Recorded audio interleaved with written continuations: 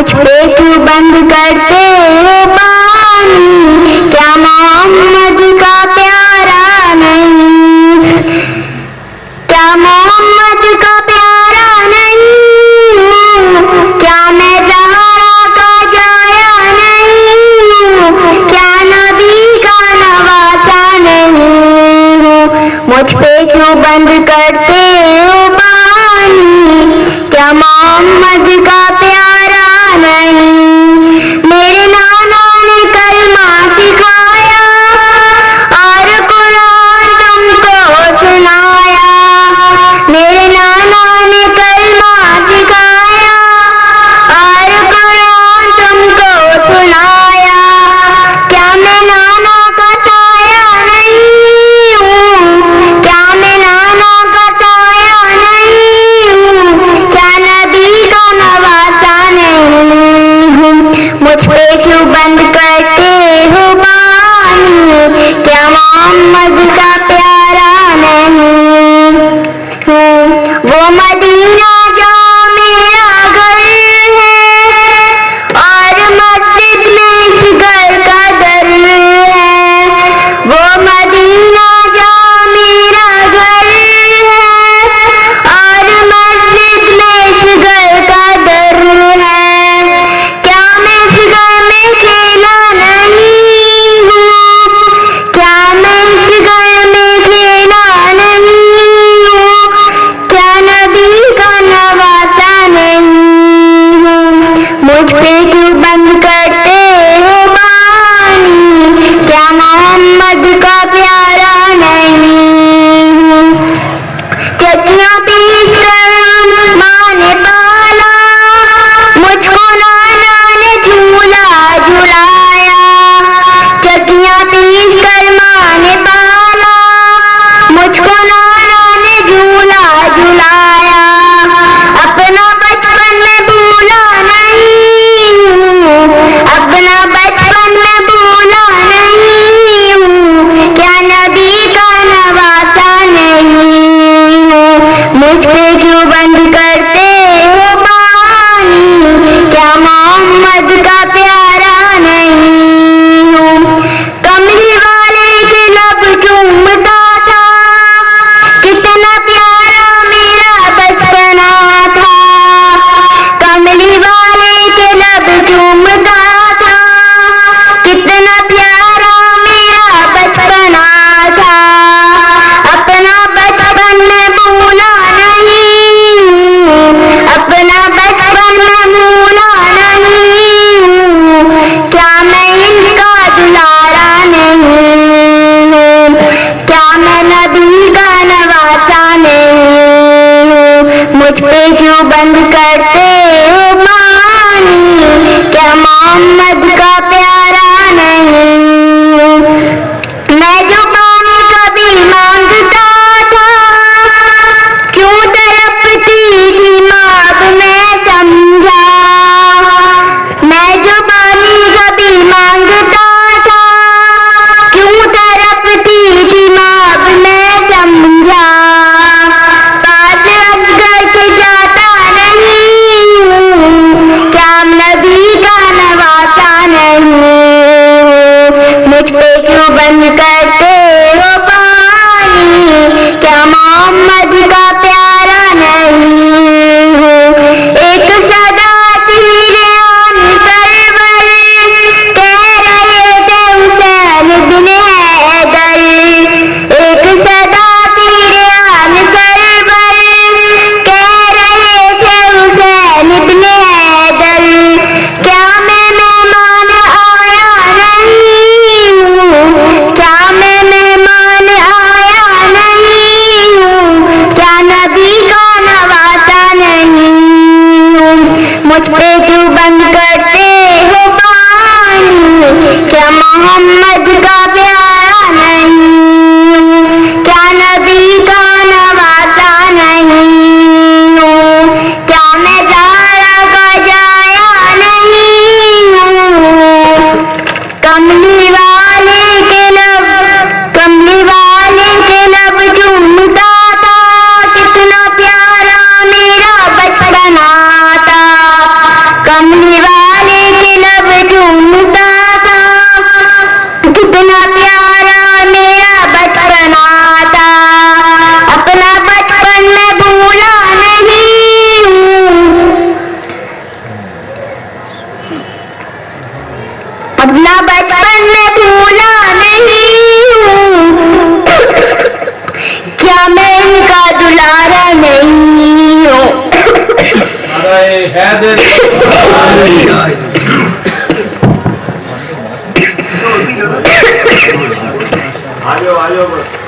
چلو بابا جی گلا بڑا بیٹی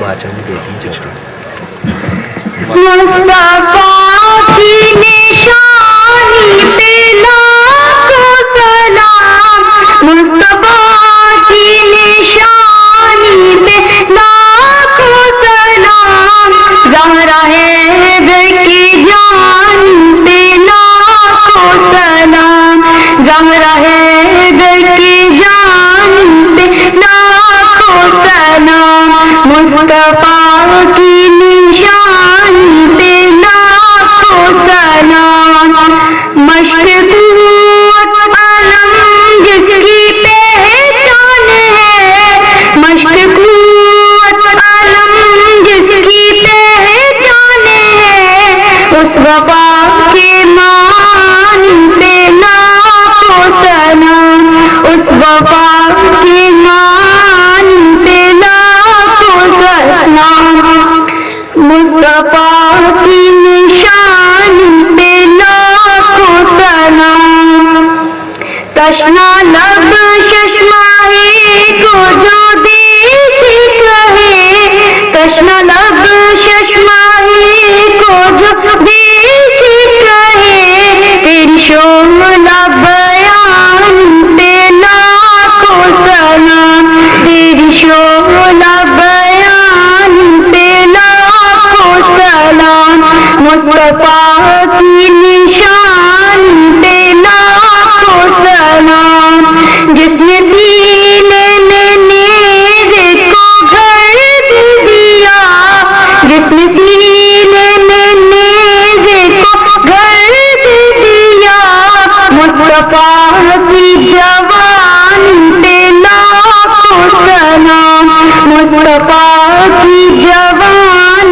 پہ لاکھوں سلام مصطفیٰ کی نشان پہ لاکھوں سلام وہ شریک حسین ابن حیدر ہوئی وہ شریک حسین ابن حیدر ہوئی سیدہ زہرا ثانی پہ لاکھوں سلام سیدہ زہرا ثانی پہ لاکھوں سلام مصطفیٰ کی نشان پہ لاکھوں سلام یاد کربلا سکھائی ہے سجاد نے یاد کربلا سکھائی ہے سجاد نے ذکر مولا کے بان پہ لاکھوں سلام ذکر مولا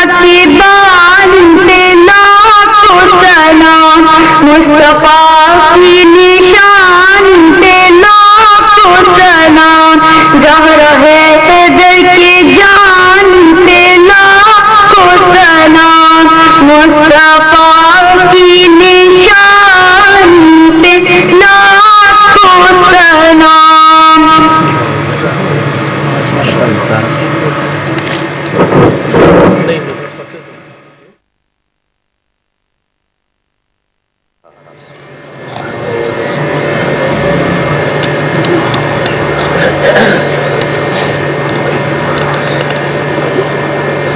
الحمدللہ رب العالمین الرحمن الرحیم ایاک نعبد اهدنا الصراط المستقیم صراط الذین انعمت علیہم غیر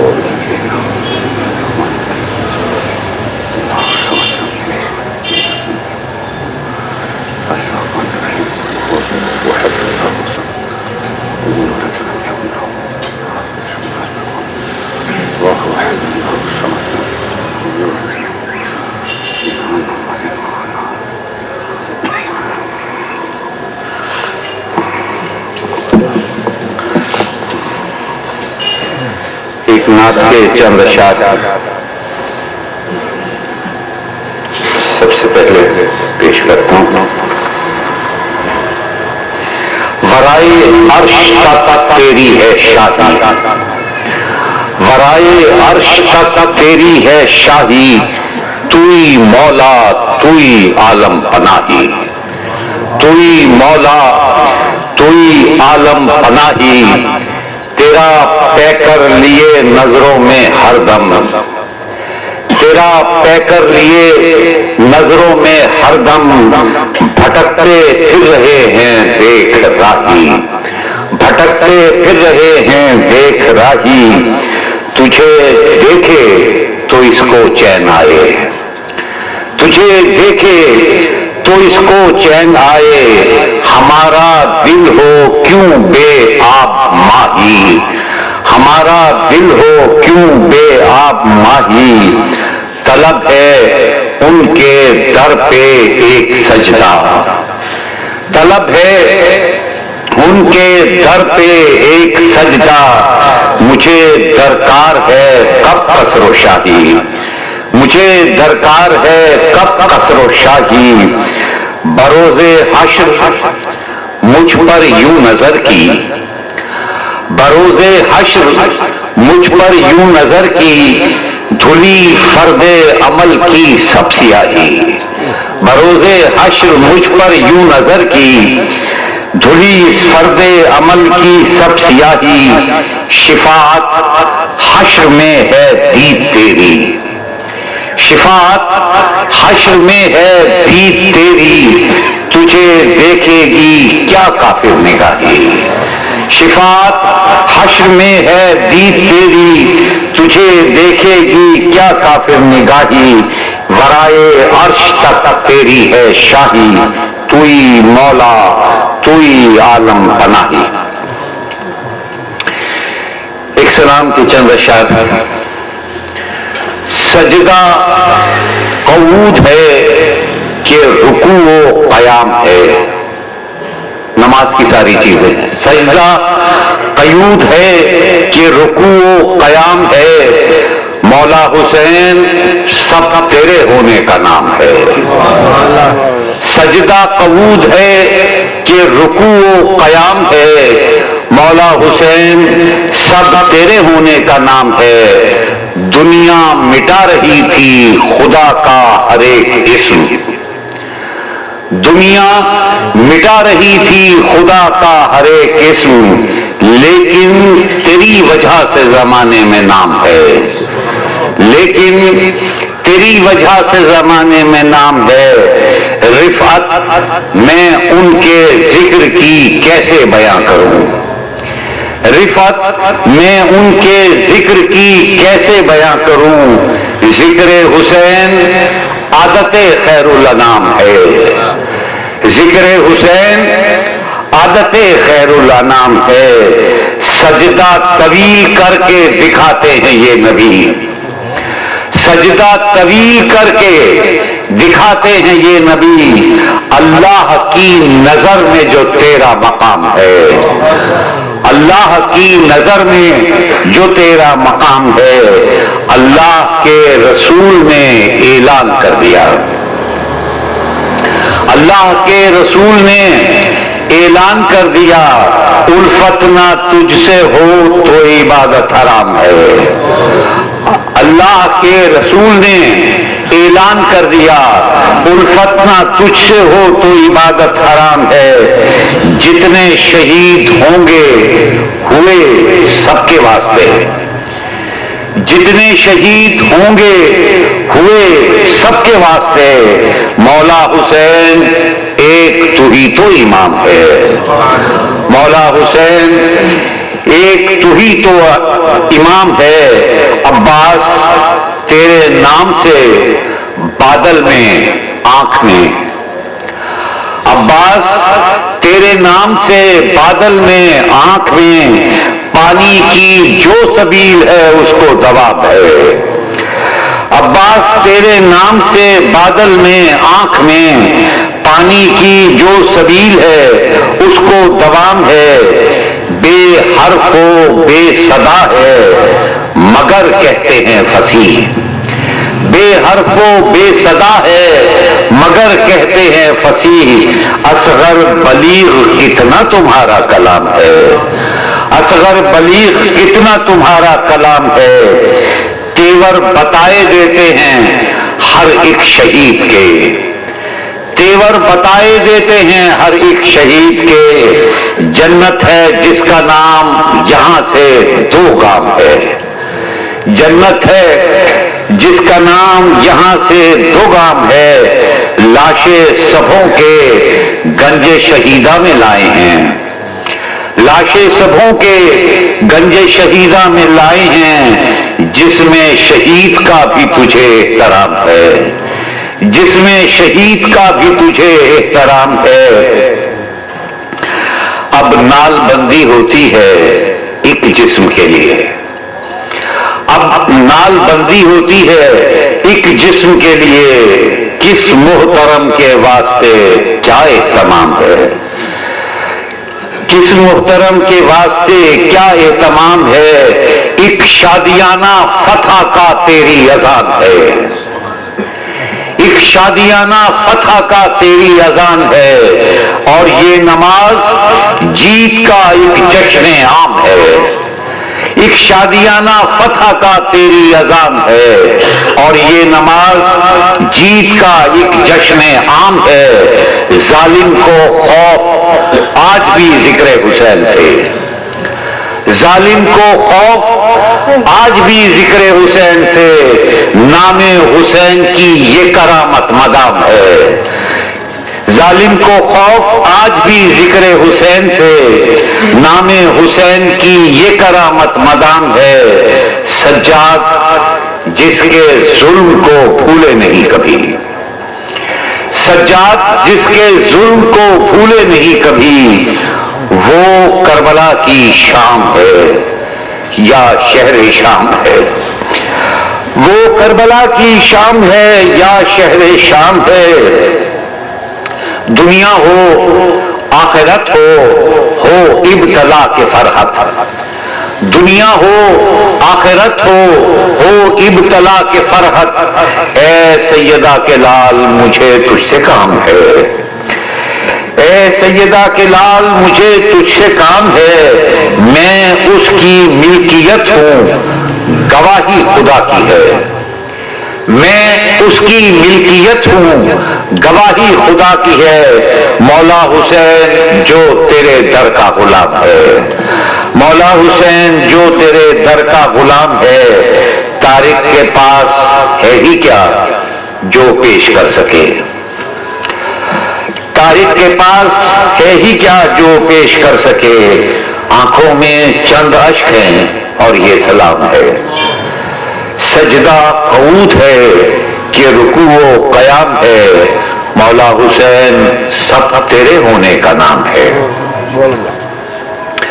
اعوذ باللہ من الشیطان اللعین الرجیم، بسم اللہ الرحمن الرحیم، الحمد للہ رب العالمین، والصلاة والسلام علی صاحب التاج والمعراج والبراق والعلم، دافع البلاء والوباء والقحط والمرض والعلم، اسمہ مکتوب مرفوع مشفون منقوش فی اللوح والقلم، سید العرب والعجم، جسمہ مقدس معطر مطہر منور فی البیت والحرم، شمس الضحى بدر الدجى صدر العلا نور الہدى کیف الورا مصباح الظلم، جمیل الشیم شفیع الامم صاحب جود والکرم، واللہ عاصمہ وجبریل خادمہ،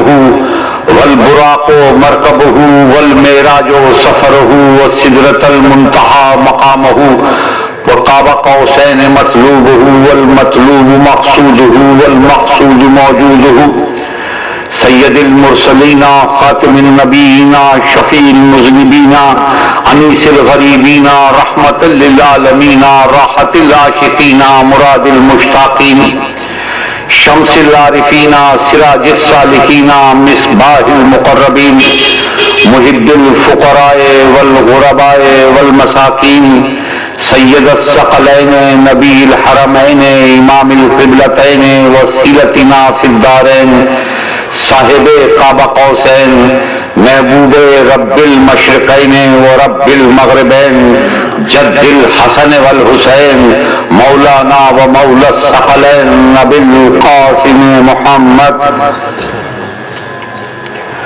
وآلہ الطیبین الطاہرین المعصومین. اما بعد فقد قال اللہ سبحانہ فی کتاب المبین وہو اصدق الصادقین. بسم اللہ الرحمن الرحیم. انما یرید اللہ لیذھب عنکم الرجس اہل البیت یطہرکم تطہیرا. صدق اللہ العظیم. حضرات گرامی، آج میں نے سورہ الاحزاب کی 33ویں آیت کے ایک حصے کی تلاوت کا شرف حاصل کیا، اور اس کا ترجمہ یہ ہے کہ اللہ کا یہ ارادہ ہے کہ اے گھر والو، تم سے آلودگی کو دور رکھے اور تم کو ایسا پاک کر دے. اب اس کا ترجمہ انہوں نے پاک و صاف کر رکھے کا ترجمہ کیا ہے، اس پر میں ابھی بعد میں بات کروں گا. تو فی الحال ہمیں اس آیہ مبارکہ کو میں بہت ساری باتیں ہیں جن کو سمجھنے کی ضرورت ہے. سب سے بڑی بات یہ ہے کہ اللہ جو ہے اس کے ہمارے پاس اردو میں لفظ نہیں ہوتے. عربی زبان بہت وسیع و عریض زبان ہے، اور پھر وہ کلام الہی ہے. ایک عربی زبان کے معاملات ہے، پھر اللہ کے کلام کے معاملات ہیں. اس کو ترجمہ کرتے ہوئے آدمی رہ جاتا ہے، زبان میں سکت نہیں ہے. اور ظاہر ہے اللہ کے کلام کا ترجمہ کوئی انسان کرے گا تو کہاں تک کر سکتا ہے، مجبوریاں ہوتی ہیں. اس میں ان لوگوں کی بات نہیں کر رہا جو شرارت کرتے ہیں، وہ جو باقاعدہ علماء ہیں ان کی مجبوری ہے، ان کی مجبوری ہے کہ لفظ ساتھ نہیں دیتے. مثلا ایک اللہ کا ارادہ ہوتا ہے اور ایک اللہ کی مشیت ہوتی ہے. مثلا اللہ تعالیٰ قرآن مجید میں کہتا ہے، آپ سب لوگ اس آیہ مبارکہ سے آشنا ہیں، ہم محاورے میں بولتے رہتے ہیں وَتَعِزُّ مَن تَشَاءُ وَتَذِلُّ مَن تَشَاءُ. جسے چاہتا ہے اسے عزت دیتا ہے، جسے چاہتا ہے ذلیل کر دیتا ہے. ٹھیک ہے. اب یہ جو یشا ہے، یہاں پر لفظ چاہنا وہنا نہیں ہے، یشا ہے. اب یہاں پر ہے انما یرید اللہ، تو بھی کچھ لوگ مجبوراً، اختیار نہیں ہے. اللہ کا ارادہ ہے، مطلب کیا اللہ چاہتا ہے. تو ہم نے یشا کا اور ارادے کا ترجمہ ایک کر دیا، حالانکہ لفظ دو ہیں، اور جب دو لفظ ہیں تو ان کا ترجمہ ایک ہونا نہیں چاہیے. یشا کیا ہوتی ہے؟ اللہ تعالیٰ نے ایک نظام قدرت بنایا ہے، اس نظام قدرت کے ماتحت ایک نظام ہے، اس نظام کے ماتحت ایک مشیت ہے. اگر آپ کسی بدماشوں کے گروہ میں جاتے ہیں تو وہاں عزت کس کی ہوگی؟ جو زیادہ بڑا بدماش ہوگا. اگر آپ علماء کے گروہ میں جائیں گے تو وہاں کس کی عزت ہوگی؟ جو زیادہ بڑا عالم ہوگا. اگر آپ گانے والوں کے گروہ میں جائیں گے تو وہاں عزت کس کی ہوگی؟ جو اس فن میں زیادہ ماہر ہوگا. تو یہ اپنی اپنی مشیت ہے، وہ اس کا نظام ہے، اس نظام کے ماتحت یہ ساری صورتیں. لیکن یہاں پر اس آیہ مبارکہ میں اللہ تعالیٰ نے یشا کا لفظ استعمال نہیں کیا. مشیت کے ماتحت بات نہیں ہے، بات اللہ کے ارادے سے ہے. یرید کا لفظ استعمال کیا ہے کہ یہ اللہ کا ارادہ ہے. اور اللہ کا ارادہ کیا ہوتا ہے؟ سورہ یاسین میں فرمایا کہ جب وہ ارادہ کرتا ہے تو کن کہنے کا ارادہ کرتا ہے تو کن چیزیں ہوتی چلی جاتی ہیں، اسے کہنے کی ضرورت نہیں پڑتی. کہنے دیکھنے کی بھی ضرورت نہیں پڑتی، ارادہ اللہ کا ارادہ ہے، وہ اتنا پرجلال، پرہیبت اور پر اثر ہے کہ وہ ارادہ کر لے تو وہ شے ویسے خود بخود ہوتی چلی جاتی۔ اب اللہ کا ارادہ ہے کہ وہ دور رکھے رجز کو۔ رجز کا ترجمہ یہاں آلودگی انہوں نے کیا ہے، وہ بھی ظاہر ہے مجبوری ہے۔ رجز جو ہے وہ ایک برائی ہے، تو اب وہ برائی کیا ہوتی ہے؟ میں قرآن مجید کا مطالعہ اس نظر سے کر رہا تھا تو قرآن مجید میں میں نے دیکھا کہ شراب کو رجز کہا گیا، میں نے قرآن مجید میں دیکھا کہ سور کو رجز کہا گیا، میں نے قرآن مجید میں دیکھا کہ وہ لوگ جن کے پاس عقل نہیں ہے انہیں رجز کہا گیا۔ قرآن مجید کی آیت ہے، سورہ یونس کی 100ویں آیت ہے، وَيَجْعَلْ الرِّجْسَ عَلَى الَّذِينَ لَا يَعْقِلُونَ، اور عذاب ان پر ڈالتا ہوں۔ اور یہاں رجز کا ترجمہ، میں نے آپ سے کہا نا زبان کے معاملات ایسے ہوتے ہیں، رجز کا ترجمہ عذاب ہے، علماء نے عذاب کیا ہے کہ عذاب ان پر ڈالتا ہوں جن کے پاس عقل نہیں ہوتے۔ پھر ایک اور مقام پر رجز کا ترجمہ کیا ہے، انہم رجس وماہم جہنم، سورہ توبہ کی 96ویں آیت ہے۔ تو وہ تو نرے پلید ہیں، ان کا ٹھکانہ صرف جہنم ہے۔ تو اب آپ دیکھیے کہ کچھ آیتیں میں نے اس لفظ رجس کو سمجھنے کے لیے قرآن مجید سے تلاش کی۔ حضور صلی اللہ علیہ وآلہ وسلم کا ارشاد ہے کہ قرآن مجید اگر سمجھ میں نہ آئے تو قرآن مجید کو دوسرے مقامات سے پڑھو اس لفظ کو سمجھنے کے لیے، تو وہ سمجھ میں آ جائے گا۔ تو وہ ایک کوشش ہے، کس حد تک آتا ہے پتہ نہیں، بہرحال ہم نے ایک کوشش اسی طرح کی کرتا ہوں۔ تو اس میں ہم نے رجس کی 3-4 قسمیں دیکھی۔ ایک یہ دیکھی کہ شراب رجس ہے، ایک ہم نے دیکھا کہ سور رجس ہے، اور ہم نے دیکھا کہ عذاب رجس ہے، اللہ کا عذاب رجس ہے، اور چوتھی چیز یہ دیکھی کہ جن کے پاس عقل نہیں ہے وہ بھی رجس ہے۔ تو اس کا مطلب کیا ہوا کہ یہ 4 چیزیں، یعنی وہ لوگ جو بے عقل ہیں وہ کسی بھی صورت میں ہوں، وہ اہل بیت سے دور رکھے جائیں گے یا جاتے ہیں، یہ اللہ کا ارادہ ہے، وہ پاس پھٹک نہیں سکتے۔ وہ جن پر عذاب آ سکتا ہے، جنہیں جہنم میں جانا ہے، وہ بھی دور رکھے جائیں گے، وہ بھی قریب نہیں آ سکتے۔ جو قریب آ گیا، اس کے ایک معنی یہ بنیں گے کہ جو قریب آ گیا وہ جنتی ہو گیا، جس کو دور رکھا گیا، دور جس کو رکھا گیا اس کے لیے جنت ہے ہی نہیں۔ یہ اس ایک لفظ رجس سے جو باتیں میری سمجھ میں آئی ہیں وہ یہ ہیں۔ اب صاحب وہ آگے چلتے ہیں۔ اہل بیت کا لفظ کو سمجھنا ہے۔ اہل بیت کے لفظ کو سمجھنے کے لیے اس کا لفظی ترجمہ ہے گھر والے، بیت، بے یہ تے بیت۔ ایک بیت کو ہم 2 طرح سے لکھتے ہیں، بے یہ عین تے بیت۔ یہ جو بیت ہے، بے یہ عین تے بیت، یہ ہے خریداری کرنا۔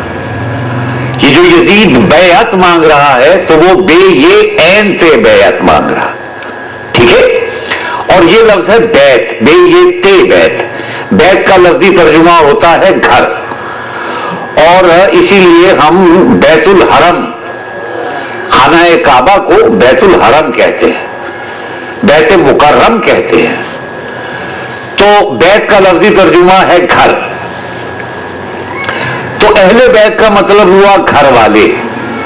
اب گھر والے کیا ہوتے ہیں؟ بہت سے لوگوں نے اس میں ایک رائے دی، اور وہ رائے بھی قرآن مجید کو پڑھ کر دی، اور انہوں نے یہ کہا کہ قرآن مجید میں مختلف مقامات پر حضرت نوح علیہ السلام کے واقعے میں، حضرت لوط علیہ السلام کے واقعے میں اہل بیت کا لفظ جو ہے وہ ان کی زوجہ کے لیے استعمال کیا گیا، لہذا اس کو اس طرح استعمال کرنا چاہیے کہ اس میں ہماری مائیں امہات المومنین حضور صلی اللہ علیہ وآلہ وسلم کی ازواج مراد ہے۔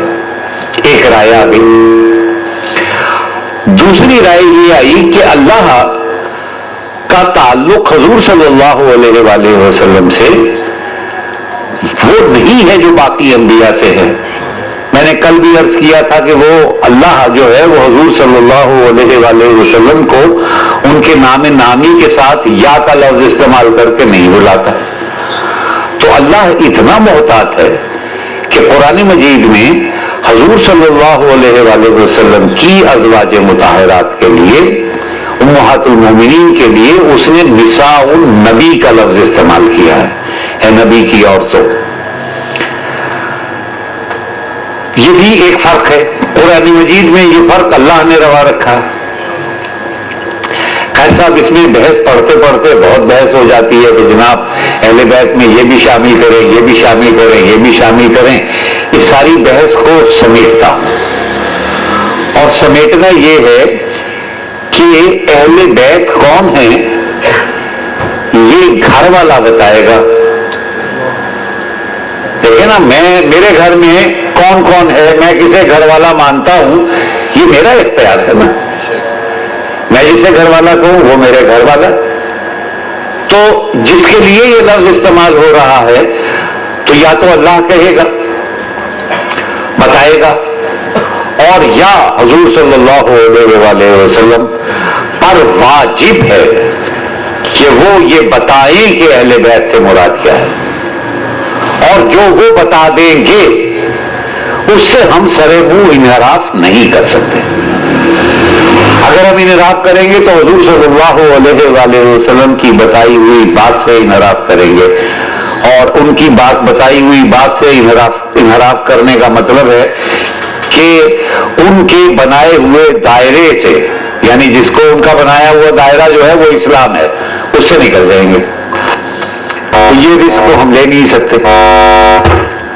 تو حضور صلی اللہ علیہ وآلہ وسلم نے ایک مقام پر ایک مرتبہ یہ کیا کہ حضرت جبریل علیہ السلام جب یہ آیت لے کر آئے ہیں تو انہوں نے ایک چادر لی، اس چادر کو گھر بنایا، اس چادر کا گھر بنایا، اپنے گھر میں ایک گھر بنایا، اپنے گھر کے صحن میں چادر سے ایک گھر بنایا، اور اس میں جناب علی مرتضیٰ کو، جناب سیدہ صلوات اللہ علیہ کو، امام حسین علیہ السلام اور امام حسن مجتبیٰ علیہ السلام کو طلب فرمایا۔ جبریل وہاں موجود ہیں، تو انہوں نے یہ آیت پڑھی حضرت جبریل نے، تو یہ اہل بیت ہو گئے جو اس بیت میں موجود ہیں جو گھر حضور نے بنایا ہے۔ اب انہوں نے حضور صلی اللہ علیہ وآلہ وسلم نے ان لوگوں کو پہلے اکٹھا کر لیا تھا، چادر کا گھر پہلے بنا لیا تھا، آیت بعد میں اتری ہے۔ اس سے ایک بات سمجھ میں آتی ہے، اور وہ سمجھ میں یہ آتی ہے کہ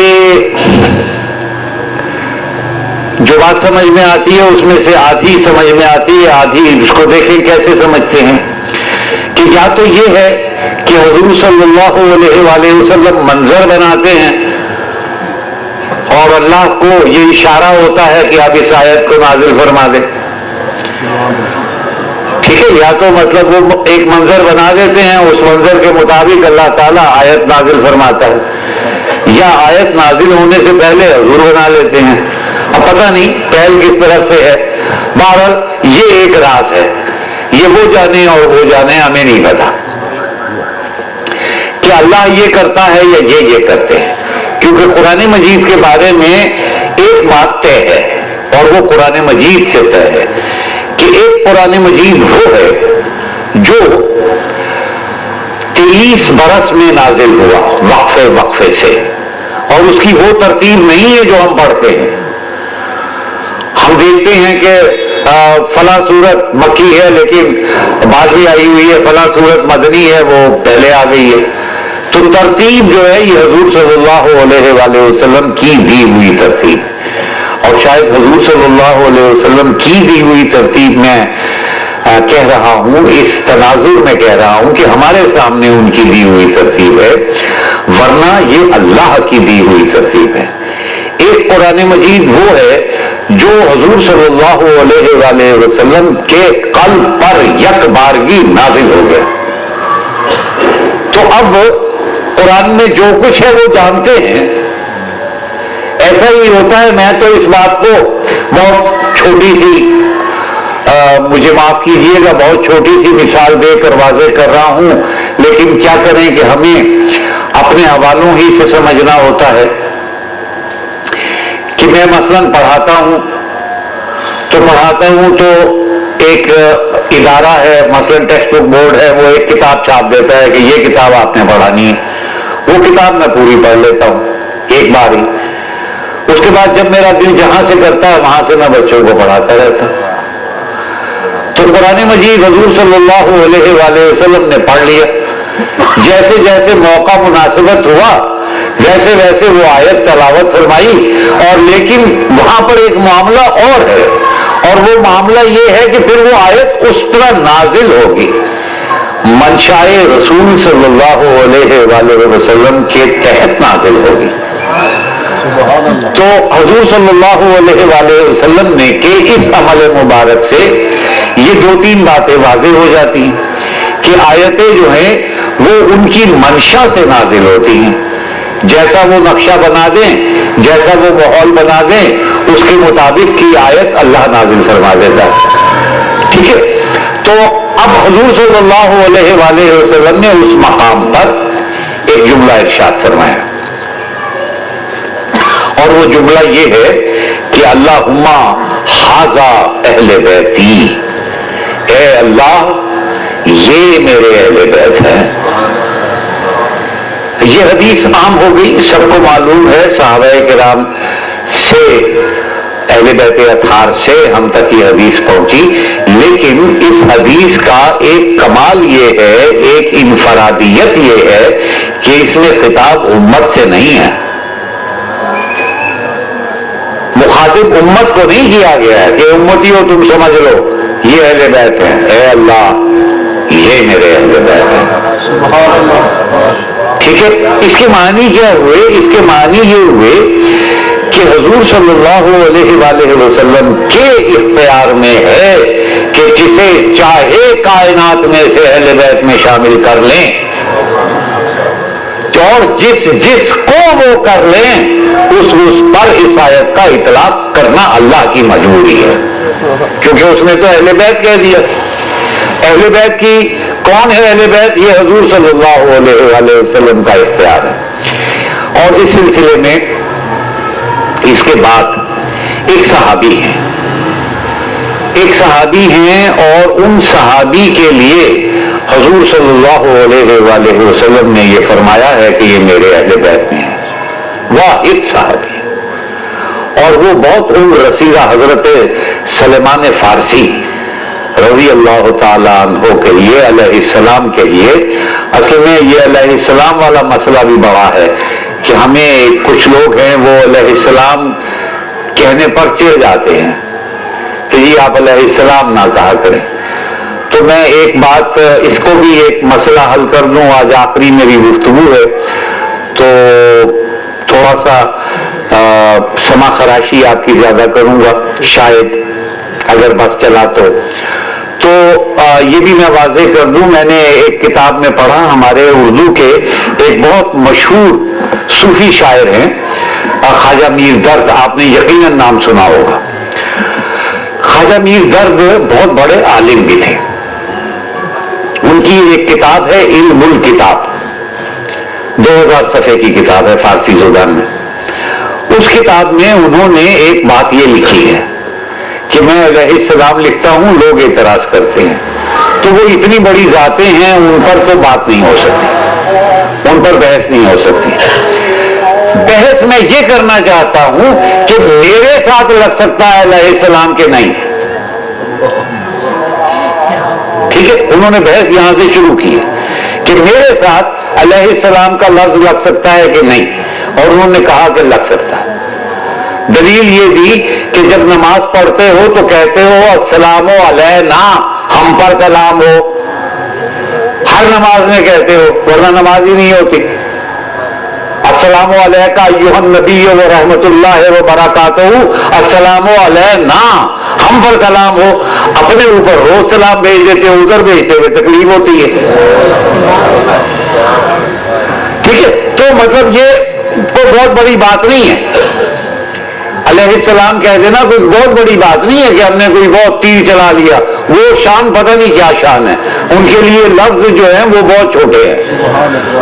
مثلاً میں ہمارے ہاں ایک عجیب سی بحثیں ہیں. ایک بحث یہ ہے کہ حضور صلی اللہ علیہ وآلہ وسلم کے لیے ہم نے بحث میں ڈال دی بات کہ وہ نور ہیں کہ بشر ہیں, وہ فلاں ہے تو ڈمکا ہے, تو مطلب اس پر لڑتے بڑھتے بھی ہیں ہم باقاعدہ, ایسی بات نہیں ہے. تو امام رضا علیہ السلام سے جب پوچھا تو انہوں نے ارشاد فرمایا کہ انہیں لا شے سے خلق کیا گیا. لا شے کا مطلب کیا ہے کہ نور نہیں تھا جب حضور تھے. اگر نور تھا تو نور پہلے ہو جائے گا ان سے.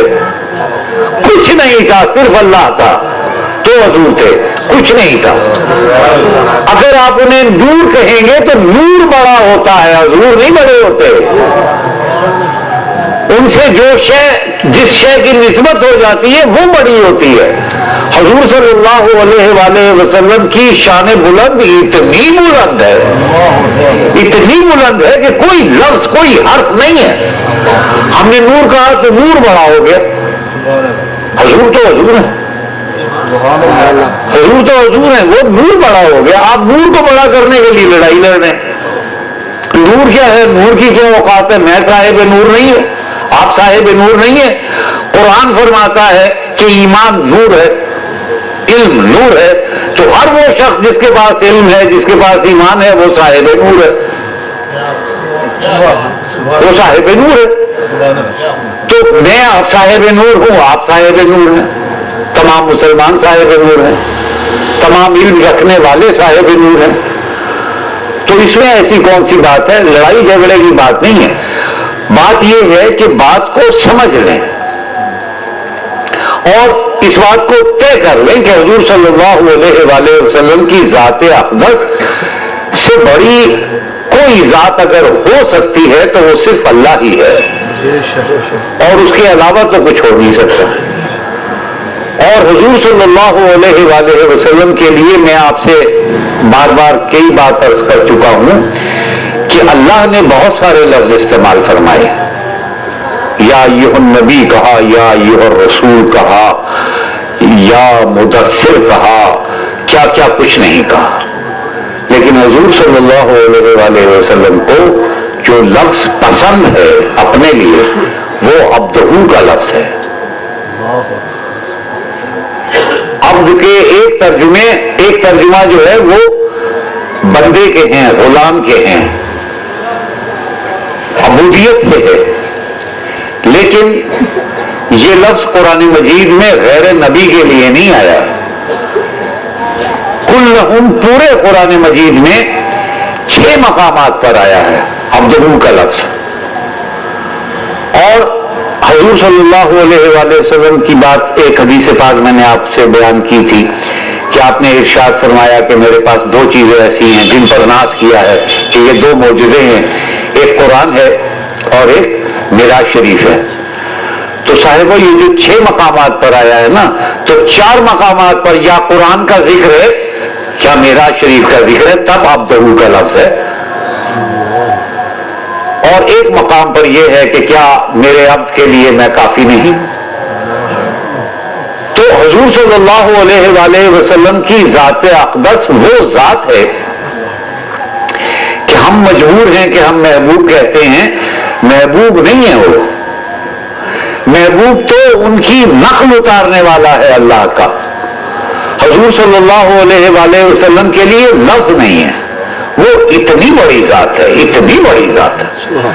تو اب اللہ تعالیٰ یہ فرما رہا ہے کہ اللہ تعالیٰ کی محبت کے معاملات عجیب و غریب معاملات ہیں. مثلا ہم چھوٹی سی محبت ہوتی ہے، وہ کوئی سی بھی محبت لے لیں، کوئی سی بھی محبت لے لیں، ہیر رانجھے کی محبت لے لیں، سچی پنو کی محبت لے لیں، لیلا مجنو کی محبت لے لیں، سمجھ میں نہیں آتی کہ اس نے ایسی بڑی بڑی تکلیفیں کیسی برداشت کر لی، محبوب کے لیے کیا کیا کچھ کر دیا اور اسے کچھ خبر بھی نہیں ہے. آج بھی ایسے بہت سے لوگ ہیں کہ وہ محبت میں کچھ کرتے ہیں، سمجھ میں نہیں آتی بات، ہماری سمجھ میں نہیں آتی. جو عشق نہیں کرتے ان کی سمجھ میں نہیں آتی. تو جو اللہ کی محبت کہاں سمجھ میں آئے گی؟ ہماری سمجھ میں تو لیلا مجنون نہیں آتے، تو اللہ کہاں سے آ جائے گا؟ اور اگر اللہ آ بھی جائے، اللہ اول تو آ ہی نہیں سکتا، آئے گا تو وہ اللہ نہیں ہوگا، وہ میرے ذہن میں محدود نہیں ہو سکتا، وہ لامحدود ہے. وہ اگر کوئی چیز سمجھ میں آ جائے گی تو وہ اللہ نہیں ہوگا. تو اللہ کی محبت کہاں سمجھ میں آئے گی؟ اب اللہ کی جو محبت ہے حضور صلی اللہ علیہ وآلہ وسلم سے، اس میں میں اللہ کی محبت کا بہت قائل ہوں اور اسی لیے اللہ سے بہت سی شوخیاں کرتا رہتا ہوں. اور میں ایک بات کہا کرتا ہوں کہ اللہ کی طرف رخ وہ کرے جسے عذاب اور دوزخ چاہیے، جسے کچھ اور چاہیے اسے ادھر رخ کرنے کی ضرورت ہی نہیں، بارگاہ مصطفی صلی اللہ علیہ وآلہ وسلم کی طرف رخ رکھے. دلیل میرے پاس یہ ہے کہ اللہ عاشق ہے نا، واقعتاً عاشق ہے، ظاہر ہے. یہ بھی لفظ جو ہے، یہ عشق کا لفظ بھی شاید چھوٹا ہوگا، اس کے لیے لفظ بھی نہیں ہے کوئی.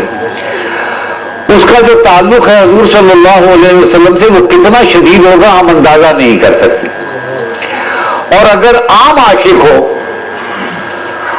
اور محبوب کو کچھ دینے سے رہ جائے، اس کے پاس کچھ بچ جائے، تو پھر وہ عاشق نہیں ہے، جان بھی نہیں بچتی.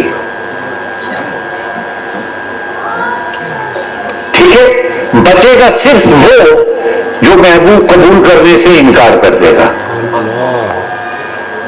صرف وہ بچے گا. تو حضور صلی اللہ علیہ وآلہ وسلم رحمت للعالمین ہے نا، تو انہوں نے عذاب اور دوزخ قبول کرنے سے انکار کر دیا ہے. تو جسے وہ چاہیے وہ اللہ کے پاس چلا جائے، اس کے پاس ہے ہی یہ. اور یہ اس نے اس لیے رکھا ہوا ہے، اس میں ایک اور حکمت بھی ہے، یہ اس نے اس لیے رکھا ہوا ہے کہ وہ رحمت للعالمین ہیں، اپنے گستاخ کو بھی معاف کر دیں گے؟ نہیں، یہ اللہ کی محبت کا تقاضا ہے کہ اسے معاف نہ کیا جائے. حضور صلی اللہ علیہ وآلہ وسلم کی وہ ذات وہ ذات ہے کہ وہ دعا نہیں کرتے، آسمان کی طرف دیکھتے ہیں تو قرآن کی آیت نازل ہوتی ہے کہ رخ بدل لیجئے قبلے کا. آپ دیکھتے ہیں تو آسمان میں تصرف ہوتا ہے عرش پر، تو اس طرف رخ کر لیں جدھر آپ چاہتے ہیں. انبیاء کرام علیہم السلام تمام کے تمام اس طرف رخ کریں گے جدھر اللہ چاہتا ہے، اور حضور صلی اللہ علیہ وآلہ وسلم کا رخ ادھر ہے جدھر وہ چاہتے ہیں. یہ حضور صلی اللہ علیہ وسلم کی حیثیت اور وقت اور مطلب اہمیت ہے اللہ کے نزدیک. لیکن قرآن مجید میں ایک مقام پر ارشاد فرمایا کہ یہ جو گستاخ ہیں ان کے لیے 70 بار بھی دعا کرو گے تو نہیں مانوں گا. وہاں اللہ بہت متشدد ہے. اور یہ جو عذاب اور دوزخ اس نے اپنے پاس رکھ رکھی ہے، یہ شاید اسی لیے رکھی ہوئی ہے. تو میں یہ مانتا ہوں، میں یہ کہتا ہوں کہ اللہ کے پاس صرف یہ ہے، باقی تو وہ دے چکا ہے. کیونکہ میں اللہ کو بہت مانتا ہوں اور میں نہیں چاہتا کہ وہ کسی عام عاشق سے کے مقابلے میں ہیٹا ہو جائے، ورنہ تو وہ رہ جائے گا کسی عام عاشق کے مقابلے میں.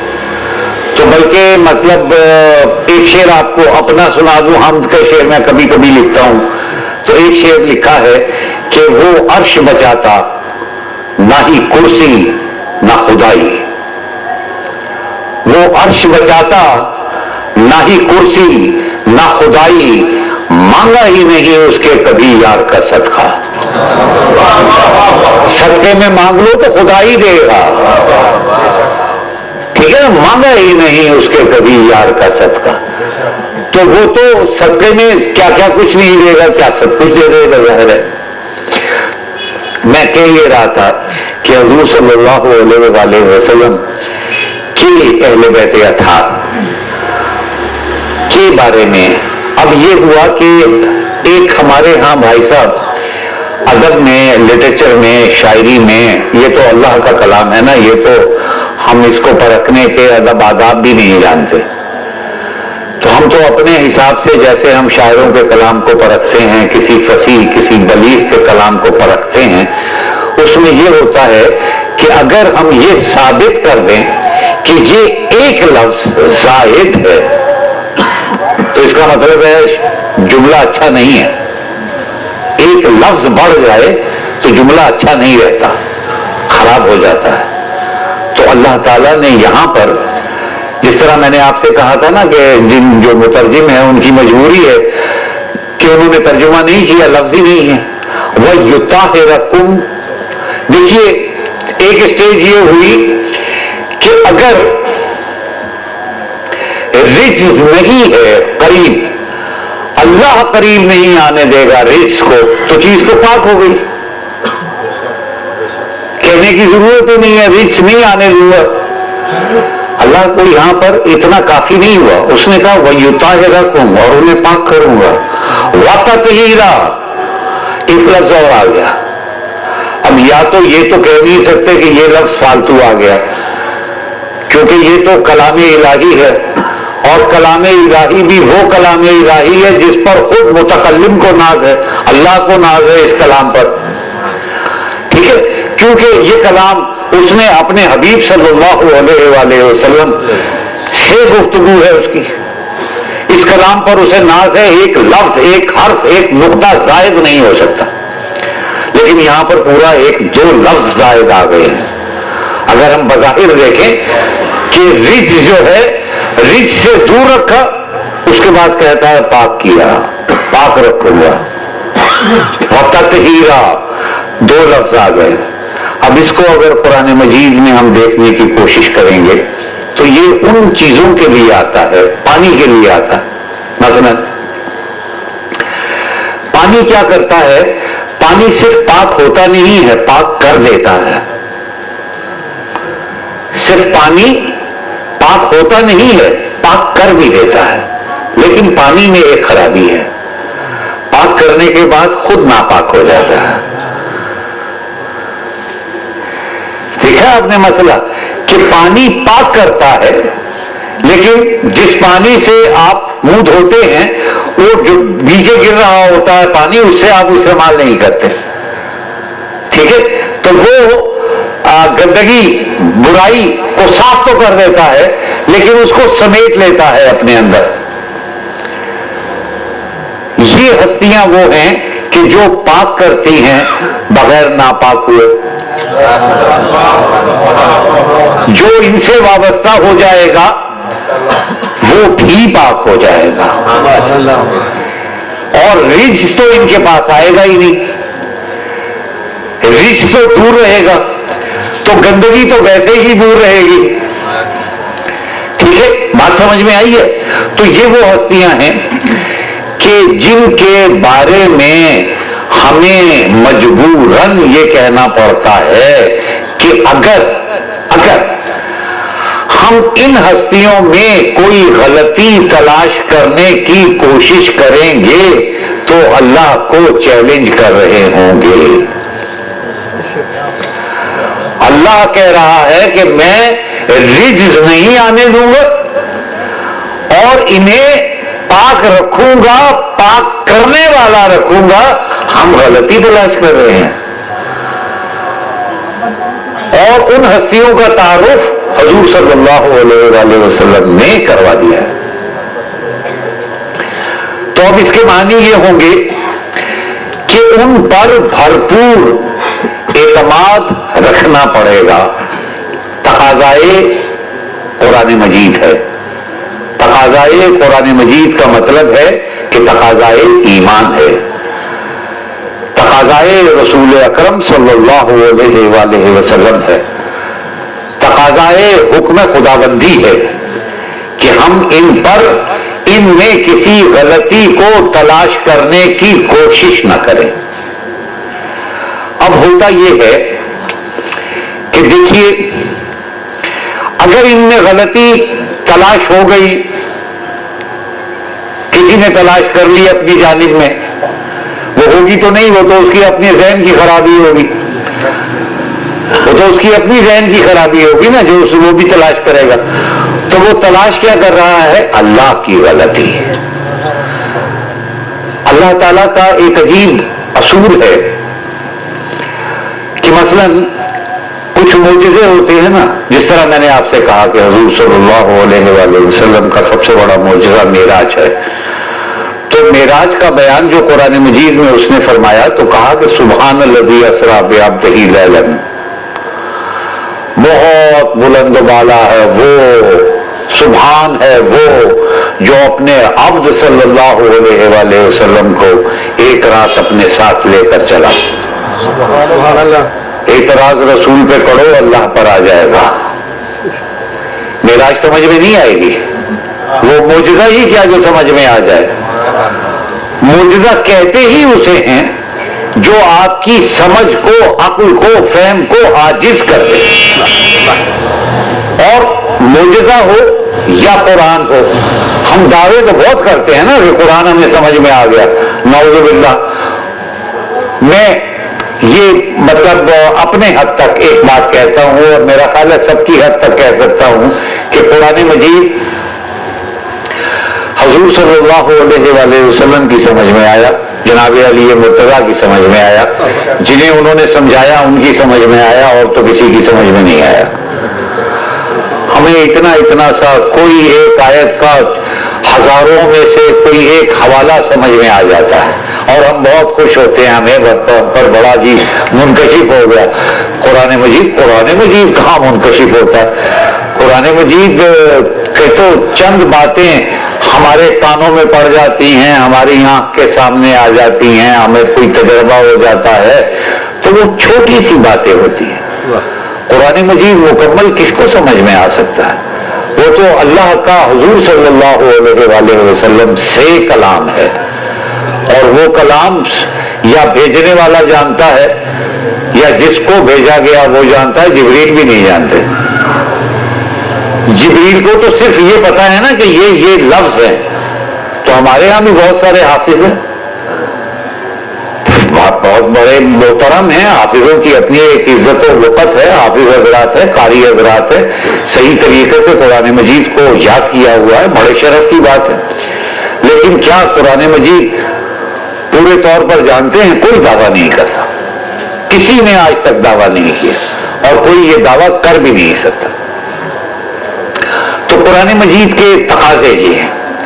حضور صلی اللہ علیہ وآلہ وسلم کی, میں اصل میں آج کی صورتحال یہ رہی ہے کہ آج آخری تقریر آ گئی, مجھے پتہ ہی نہیں چلا کہ دن گزر گئے, اور مجھے آج بہت سی آیتیں میں نے سوچ رکھی تھی, تو آج مجھے ان آیتوں میں سے ایک آیت کا انتخاب کرنا تھا, اور ظاہر ہے میں نے اس آیت کا بالآخر انتخاب کر لیا.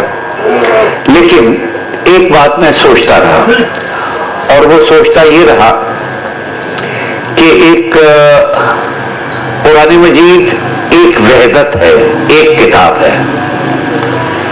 قرآن مجید کا اپنا دعویٰ ہے, اللہ تعالیٰ نے ارشاد فرمایا ہے کہ یہ ایک کی لکھی ہوئی ہے, لہذا اس میں تضاد نہیں ہے. ہمیں جو بظاہر تضاد نظر آتا ہے وہ ہماری سمجھ کا پھیر ہے, ورنہ تضاد نہیں ہے. وہ ایک ہے, ایک کی بھیجی ہوئی ہے, ایک پر بھیجی ہوئی ہے, ایک ہے, وحدت ہے اس کے اندر. اور جب وحدت ہوتی ہے تو مثلاً ہمارا جسم ایک ہے نا، تو یہ ہمارے ہاتھ ہیں، یہ دایاں ہاتھ ہے، یہ بایاں ہاتھ ہے، یہ آنکھ ہے، یہ سر ہے، یہ پیٹ ہے، ہر چیز مختلف ہے، لیکن اس میں بھی ایک وحدت ہے۔ اور اس وحدت کا اندازہ، عجیب سی مثال دے رہا ہوں، ایک دنیا کا بہت بڑا مجسمہ ساز تھا مائیکل اینجلو، اس کا نام تھا۔ تو مائیکل اینجلو کا ایک جملہ ہے کہ مجھے کسی انسان کا ایک مسل، جسم کے کسی بھی حصے کا ایک مسل دکھا دو، میں انسان بنا دوں گا، اس کا مجسمہ بنا دوں گا، تصویر وصویر سب ٹھیک ہوگی ویسی، کیونکہ ہر ایک مسل کا اگلے سے تعلق بنتا چلا جائے گا، وہ مسل بنا بنا کر جوڑ جوڑ کر انسان کی پوری قداور مجسمہ بنا دیتا ہے۔ تو یہ وحدت ہے انسانی جسم کی جو مائیکل اینجلو نے سمجھی۔ تو قرآن کی وحدت بھی یہ ہے کہ ایک آیت دوسری آیت سے منسلک ہے، ہر بات جو ہے وہ ایک دوسرے سے وابستہ ہے۔ ایسا نہیں ہے کہ ہم اگر چند آیتیں ہیں اور ہم یہ سمجھتے ہیں کہ صرف ان چند آیتیں ہیں اور ان چند آیتوں میں حضور صلی اللہ علیہ وآلہ وسلم اور ان کے اہل بیت اطہار کا ذکر ہے، نہیں، ہر جگہ ذکر ہے، لیکن اس ذکر کو سمجھنے کے لیے تھوڑی سی عقل اور فہم کی ضرورت ہوگی۔ تو حضور صلی اللہ علیہ وآلہ وسلم کی یہ جو ایک تخصیص ہے، یہ تخصیص جو ہے کہ ان کے اہل بیت کو بھی یہ شرف دیا گیا ہے اللہ تعالیٰ نے، اور اللہ تعالیٰ نے کہا یہ میری ذمہ داری ہے، کعبے کی ذمہ داری اللہ کی نہیں ہے، یاد رکھیے۔ قرآن مجید میں وہ مومنین کو حکم ہے اسے پاک رکھو، تو وہاں کبھی کبھی بت بھی آ جاتے ہیں، اللہ کی ذمہ داری نہیں ہے، ان ذاتوں کی ذمہ داری اللہ کی ذمہ داری ہے۔ دیکھیے مطلب یہ کہ کعبے کو پاک صاف رکھنا، کعبہ محترم ہے، بیت الحرم ہے، سب کچھ ہے، لیکن اس کو پاک رکھنے کی ذمہ داری ہمیں سونپی گئی ہے، اور ان ذاتوں کو پاک رکھنے کی ذمہ داری اس کی اپنی ہے۔ اور ذمہ داری کیا ہے؟ اس نے کہا میرا ارادہ ہے، اور وہ ارادہ کرتا ہے تو میں نے آپ سے کہا اسے کہنے کی ضرورت نہیں پڑتی، ٹھیک ہے؟ تو یہ ہستیاں جب سے ہیں، اس وقت سے، اور یہ ہستیاں کب سے ہیں؟ جب سے قرآن مجید ہے، کیونکہ قرآن مجید کی یہ اس آیت کا اطلاق اس وقت سے ہے جب سے یہ قرآن مجید ہے۔ اور قرآن مجید کب سے ہے؟ قرآن مجید اس وقت سے ہے جب سے لوح محفوظ ہے، ٹھیک ہے؟ تو یہ ہستیاں اتنی بڑی ہستیاں ہیں، ان ہستیوں کے بارے میں کسی اور طرح کا گمان کرنا جو ہے وہ بہت بڑی غلطی کا لفظ چھوٹا سا لفظ ہے، بہرحال یہی کافی ہے، بہت بڑی غلطی ہوگی اگر ہم ان کے بارے میں کسی طرح کی غلط گمانی کریں۔ میں آپ سے یہ کہتا ہوں کہ قرآن مجید میں ہی ایک مقام ہے، آپ نے واقعہ سن رکھا ہے، اور وہ واقعہ یہ ہے کہ جب عیسائی کچھ آئے تھے حضور صلی اللہ علیہ وآلہ وسلم کی بارگاہ میں، اور انہوں نے عیسائی راہب، شادیاں وادیاں بھی انہوں نے نہیں کی ہوئی تھی، بوڑھے لوگ تھے، بڑے عبادت گزار تھے، اور ان میں سے وہ حضور صلی اللہ علیہ وآلہ وسلم کی بارگاہ میں آئے اور ان سے بحث کی، اور بحث میں یہ ہوا کہ وہ نہیں مانے۔ جب نہیں مانے تو قرآن مجید نے کہا کہ اب ان سے کہو کہ مباہلہ کر لیں۔ مباہلہ یہ ہوتا ہے کہ ایک دوسرے کے سامنے بیٹھ کر ایک دوسرے کو بد دعا دی جاتی ہے کہ اگر ہم غلط تو ہمارے ساتھ یہ ہو جائے، اور یہ غلط تو ان کے ساتھ یہ ہو جائے۔ تو انہوں نے کہا مباہلہ، انہوں نے کہا ٹھیک ہے، مباہلہ کا چیلنج ہو گیا، قبول کر لیا گیا۔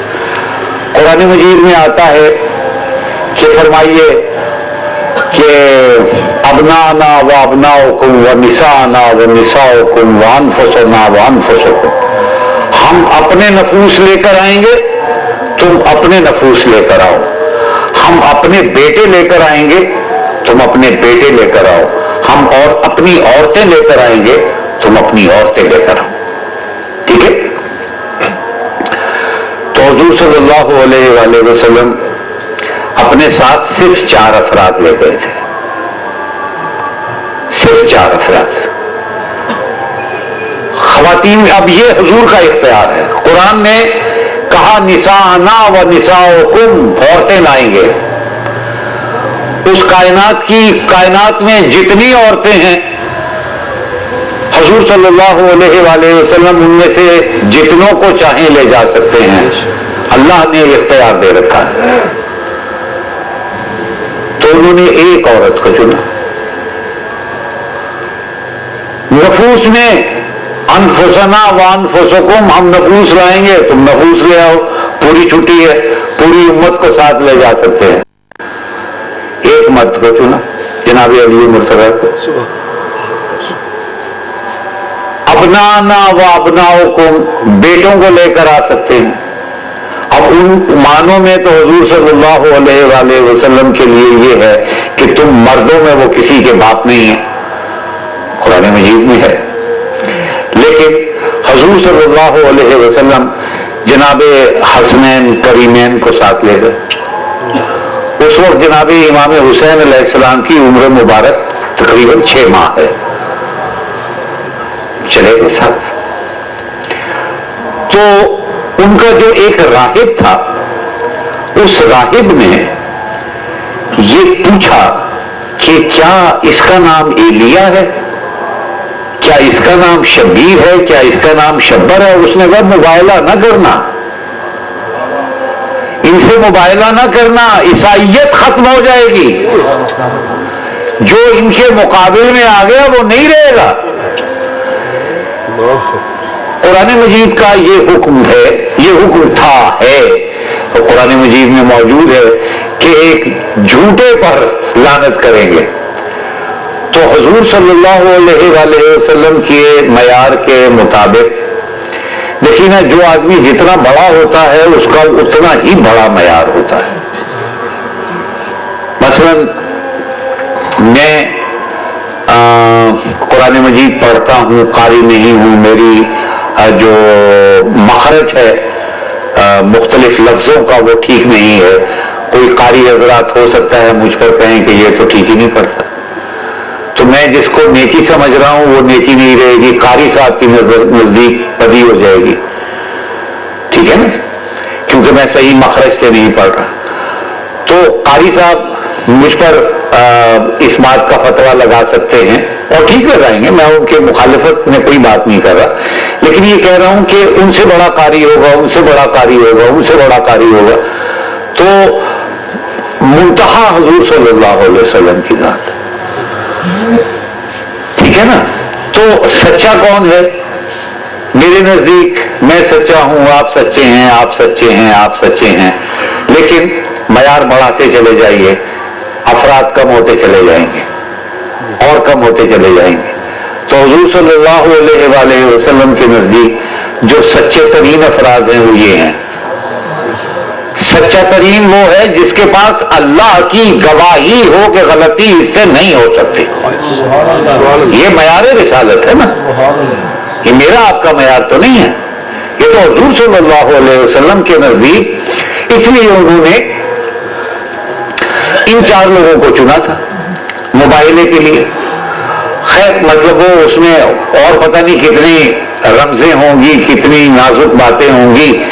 اور اس میں سے ایک نازک بات میرے ذہن میں یہ بھی ہمیشہ آتی ہے کہ وہ جو راہب لوگ تھے ان کا سب سے بڑا ناز یہ تھا کہ ہم نے اپنے نفوس پر کنٹرول کیا ہوا ہے، ہم نے شادی نہیں کی ہوئی، اور دیکھیں ہم کتنے بڑے لوگ ہیں.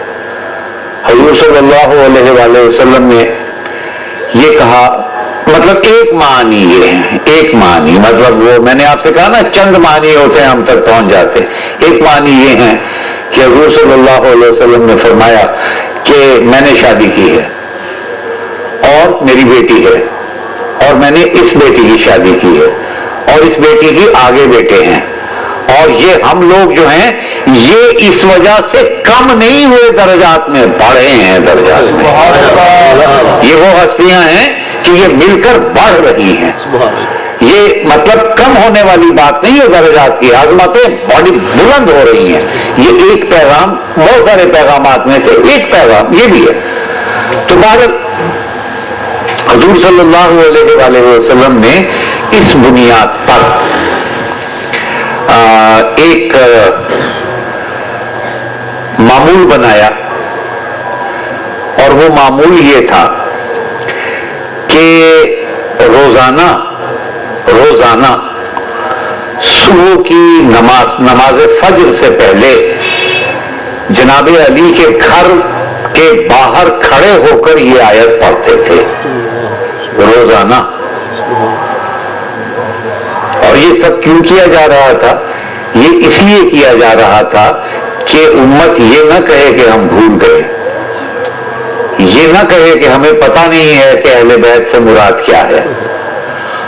ہم میں سے بہت سے لوگ بھول گئے ہیں اور کچھ ایسے لوگ ہیں جو ہمیں بھلانے کی کوشش کرتے ہیں کہ ہم یہ بھول جائیں کہ یہ لوگ ہیں اہل بیت اطہار.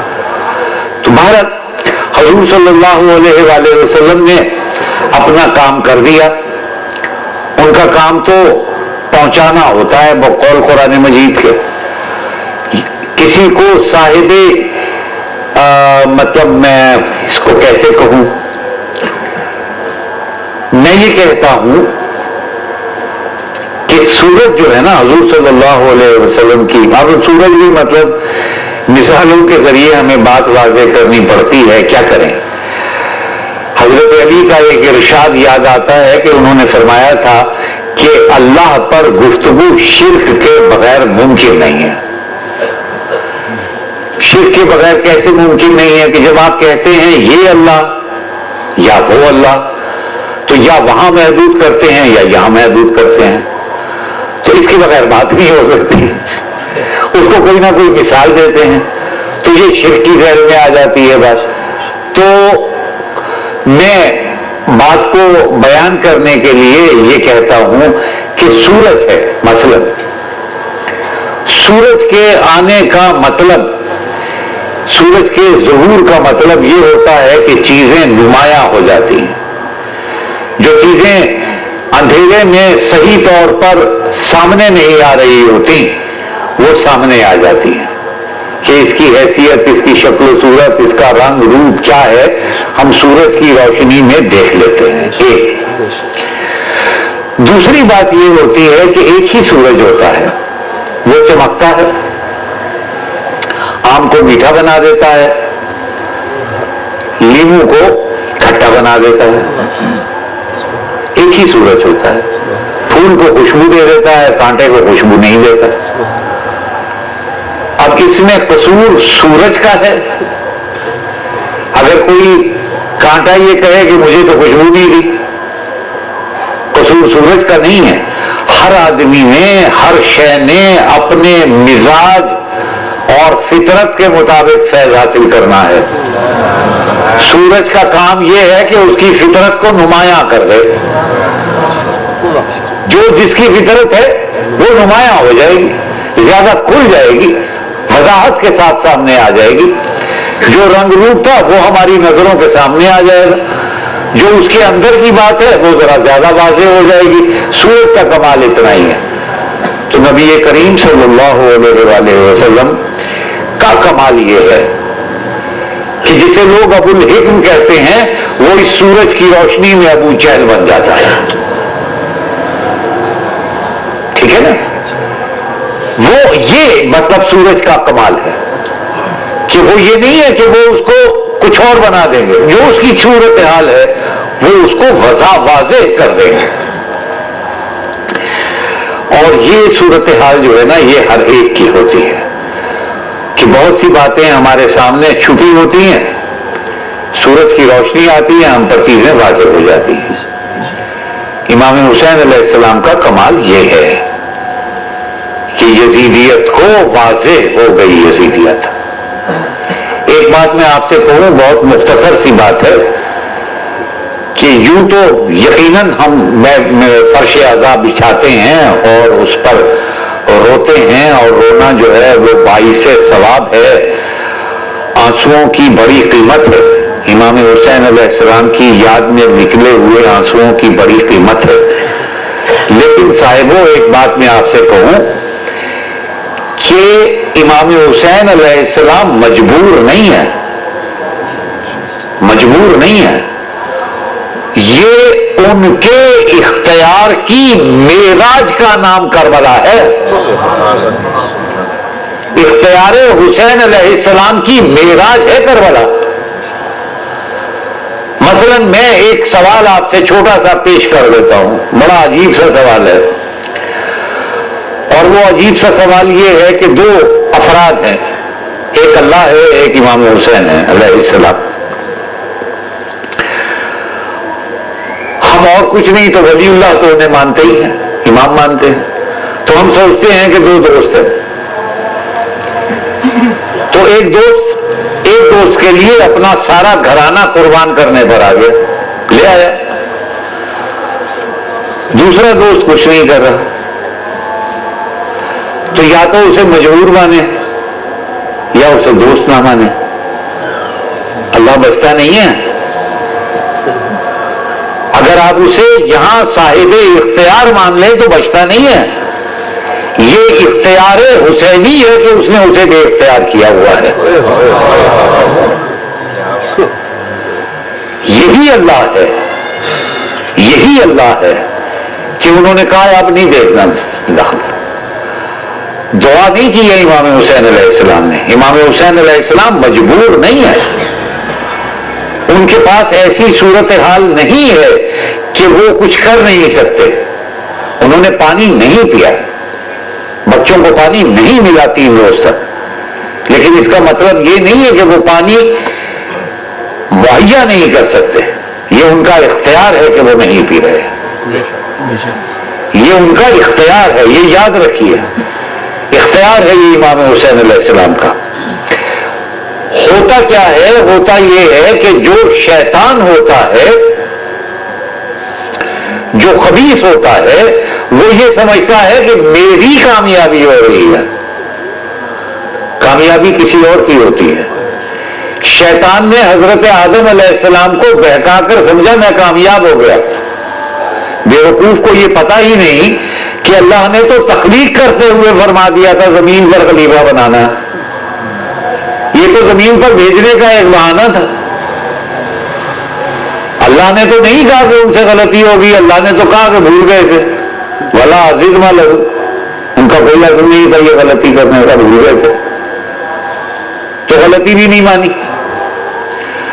تو یہی صورتحال ابلیس کی، یزید کی ہے، ابلیس نے وہاں کی تھی، یزید یہاں کر رہا ہے۔ تیسری اہم بات، بہت اہم بات ہے اور بہت مختصر سی لفظوں میں بات کر رہا ہوں، دیکھنا یہ ہوتا ہے، میں پھر چھوٹی سی گھٹیا سی مثال دیتا ہوں کہ ہمیں فرض کیجئے کہ ایک بچہ جو ہے وہ اغوا ہو گیا، اس بچے کو چھڑانا ہے، ہم نے وہ بچہ چھڑوا لیا کہ نہیں چھڑوا لیا؟ سوال تو یہ ہے، ٹھیک ہے؟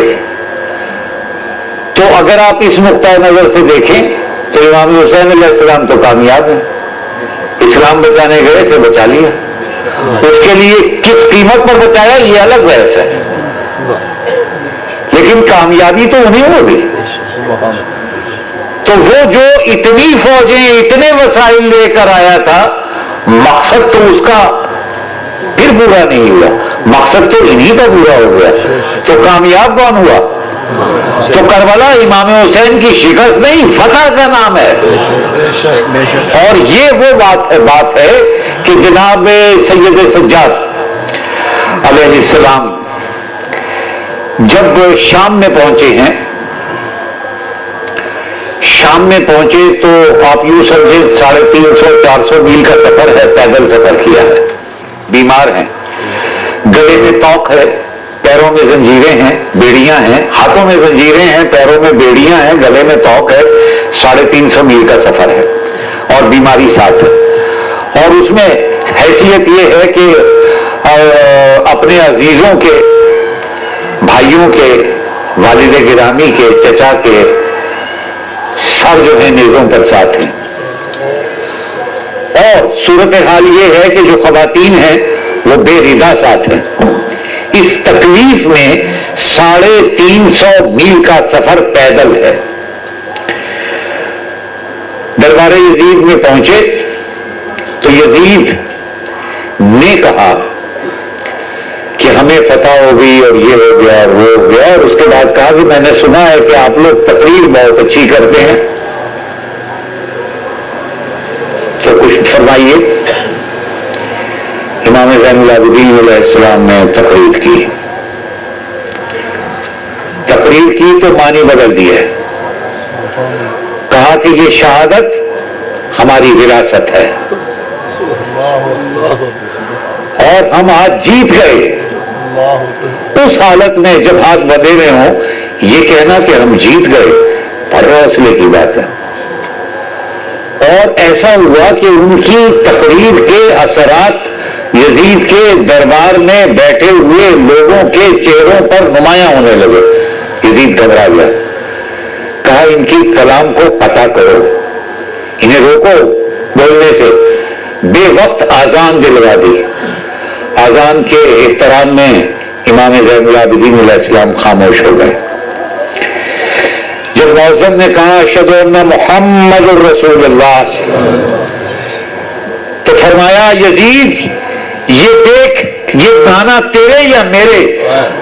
آج بھی کس کے نام کا ڈنکا بج رہا ہے؟ ہم جیت گئے تو رسوا ہو گیا۔ تو کربلا امام حسین علیہ السلام کی فتح کا نام ہے۔ ہماری مجبوری یہ ہے کہ ہم اپنے نقطۂ نظر سے دیکھتے ہیں اور ان پر جو ظلم کرنے کی کوشش کی گئی اس کو یہ سمجھتے ہیں کچھ لوگ، سب لوگ تو ظاہر نہیں سمجھتے، کچھ لوگ سمجھتے ہیں کہ جیسے وہ مجبور تھے تو مجبور نہیں تھے، یہ ان کا شرف ہے، یہ ان کا تحمل ہے کہ وہ چیزوں کو برداشت کر لیتے ہیں۔ تو انہوں نے ان تمام چیزوں کو برداشت کیا ہے۔ امام حسین علیہ السلام عجیب و غریب ذات ہے اور اس میں حیرت کی کوئی بات نہیں ہے۔ حیرت اس لیے نہیں ہے کہ امام حسین علیہ السلام ہے ہی ایسے، جن کی والدہ خیر النساء ہو، جن کے والد علی مرتضیٰ ہوں، جن کے بھائی امام حسن ہوں، اور جن کے نانا جناب رسول خدا صلی اللہ علیہ وآلہ وسلم ہوں۔ اور اپنی اس بات پر ایک واقعہ یاد آتا ہے کہ امام حسین علیہ السلام نے ایک مرتبہ بہت ناز سے حضور صلی اللہ علیہ وآلہ وسلم سے فرمایا کہ نانا جان میں آپ سے بہتر ہوں۔ اب یہ خلاف ایمان جملہ ہے، خلاف ایمان جملہ ہے، حضور سے کوئی بہتر نہیں ہے، کوئی افضل نہیں ہے، لیکن وہ اقبال کا ایک مصرع ہے کہ اگر ہو عشق تو ہے کفر بھی مسلمانی۔ تو حضور صلی اللہ علیہ وسلم مسکرائے، فرمایا کیسے؟ تو انہوں نے کہا کہ میری والدہ آپ کی والدہ سے افضل ہے۔ اپنی بات نہیں کی، اور آخری دلیل بھی کہ میرا نانا آپ کے نانے سے بہت بڑا ہے، آخری دلیل یہ تھی، تو اس لیے میں آپ سے بڑا۔ اگر اپنے آپ کو اس طرح کہہ دیں تو کفر ہے۔ یہ تو انہی پر ناز کر کے کہا گیا ہے نا کہ میرا نانے آپ ہیں، تو آپ کا نانا تو مطلب اتنا بڑا نہیں نا جتنا میرا نانا بڑا۔ تو وہ باتیں اقدس کوئی حیرت نہیں ہوتی کہ انہوں نے جو کچھ بھی کیا وہ ظاہر ہے وہ یہ کر سکتے تھے اور وہ ہی کر سکتے تھے۔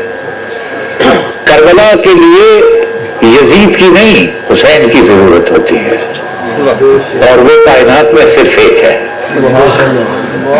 کائنات میں صرف ایک ہے، اسی لیے کربلا کی دوسری مثال نہیں ہو سکتی. ٹھیک ہے. تو امام حسین علیہ السلام کا عالم یہ ہے کہ ایک ایک شخص کی شہادت پر خود تشریف لے گئے ہیں اس کا لاشا لے جانے کے لیے. ضرورت نہیں تھی خود جانے کی، جب تک دوسرے لوگ تھے انہیں بھیج سکتے تھے، لیکن نہیں، ہر ایک کا لاشا لے کر خود آئے ہیں. اور کسی کا گلا کاٹنے نہیں دیا، اس طرح گئے ہیں. صرف جناب قاسم کا وہ گلا تو نہیں کٹا تھا، لیکن وہ صورتحال اور ہو گئی تھی، کسی کا گلا نہیں کاٹنے دیا. ایک ایک شخص کی لاش کو خود لے کر آئے ہیں. اور یہ کہا جاتا ہے کہ امام حسین علیہ السلام،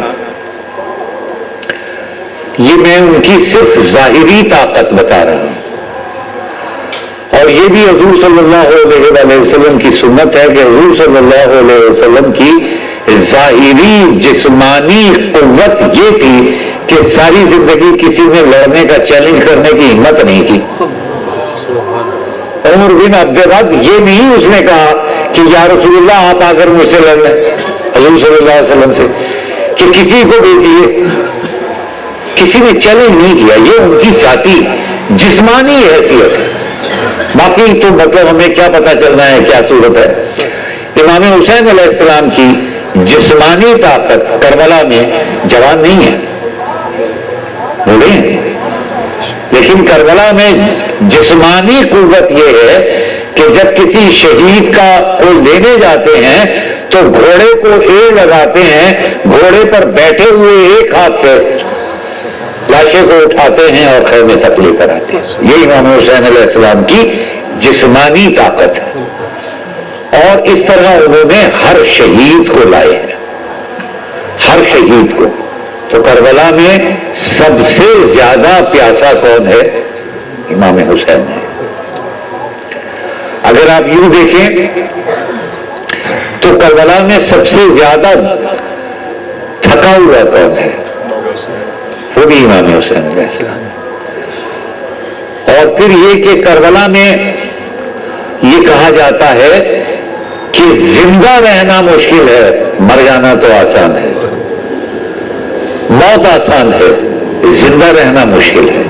امام حسین علیہ السلام سب سے زیادہ دکھی بھی وہ ہیں کہ انہوں نے سب کے دکھ سینے پر جھیلے، اور بیٹوں کے، بھتیجوں کے، بھانجوں کے، بھائیوں کے، دوستوں کے، ہر ایک کے، اور ہر ایک کی ناز برداری کی ہے. صرف دکھ نہیں جھیلے. اور یہ نہیں ہے کہ یہ انہیں مطلب وہ کوئی دکھ جو ہے وہ کوئی رسمن دکھ ہے، انہیں واقعتاً اس کا دکھ ہے، واقعتاً دکھ ہے. اور جو ان پر جان قربان کرنے والے ہیں وہ جان قربان کر کے یہ سمجھتے ہیں کہ ہم نے کیا کیا ہے. ان کی حیثیت یہ ہے کربلا کے میدان میں اگر آپ دیکھیں تو زندگی رسوا ہوئی پڑی ہے، کسی کو زندگی کی پرواہ ہی نہیں ہے. کوئی بھی امام حسین علیہ السلام کے ساتھیوں میں سے کوئی بھی زندگی کی پرواہ ہی نہیں ہے. وہ زندگی ختم کرنے کے لیے اس کے بعد وہ چاہتے ہیں کچھ اور کر سکیں، لیکن اس سے بعد وہ کچھ کر نہیں سکتے. یہ ایک جبر ہے، قدرت کا جبر ہے. تو امام علی مقام نے تمام اپنے لوگوں کے دکھ سہے، لاشیں اٹھائے، اور اس کے بعد آخر میں خود اپنے شہید ہونے کی باری ہے. اپنے شہید ہونے کے لیے جب آپ نے تیاری کی تو اس تیاری میں ایک عجیب تیاری یہ ہے کہ امام حسین علیہ السلام نے اپنے لباس کے نیچے ایک بہت بوسیدہ لباس پہنا، ایک بہت بوسیدہ لباس پہنا ہے. اور وہ اس لیے سلوایا گیا تھا کہ یہ لوگ کپڑے کے چکر میں کپڑا کھینچیں گے تو ایسا لباس ہو کہ جس کی کوئی قیمت نہ ہو تو برہنگی سے بچا جا سکے. بعد از موت. تو امام حسین علیہ السلام نے وہ لباس پہنا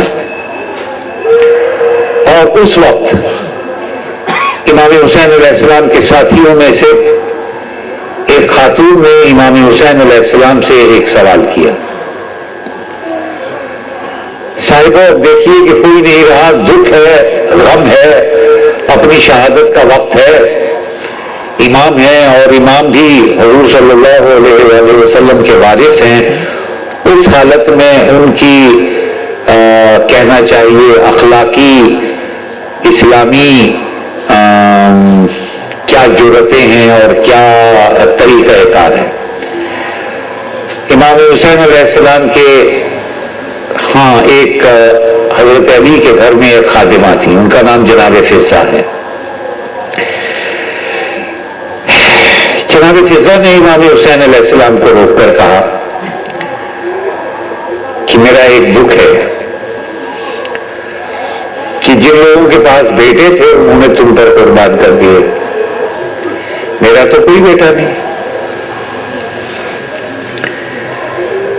میں کیا کروں؟ رحمت للعالمین کا وارث اس حالت میں عطائیں کرتا ہے، دینے کو کچھ نہیں ہے، سب تو شہید ہو گئے. کہتے ہیں اماں فضہ آپ کیوں گھبراتی ہیں، مجھے تیار کریں نا، آپ کی طرف سے جا رہا ہوں.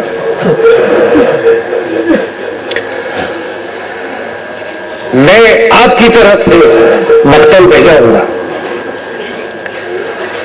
امام حسین علیہ السلام کے بارے میں ایک روایت ہے کہ جب آپ ذوالجناح پر سوار ہوئے ہیں